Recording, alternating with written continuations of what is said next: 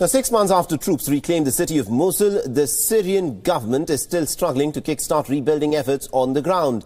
Now, rubble and corpses can still be seen on the streets, and those living in Mosul are still helpless.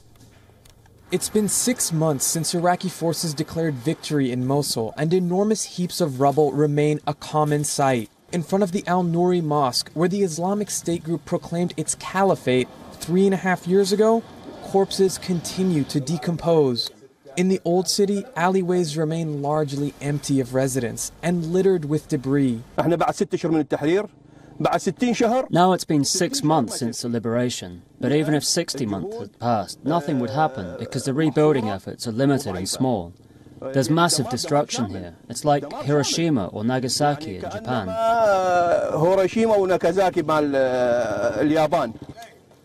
Pounded by airstrikes from the international coalition and under constant shelling by jihadists, most of the residents fled, but some could not.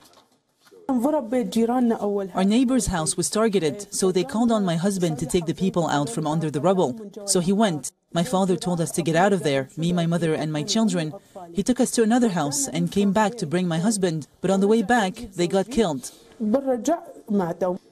Since losing her husband, Asma and her 2 children have survived on donations from friends and neighbors. In that same part of the old city, only one other family has returned.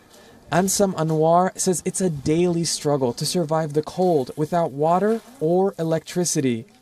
Her husband, a laborer, cannot find work in the city, which remains at a standstill.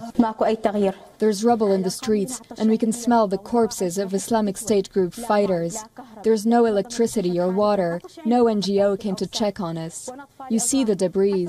My children are in 6th, 4th, and 3rd grade, but they haven't opened any schools. But as time slips by after the official announcement of Mosul's liberation, those who have returned to the devastated city can do little more than wait.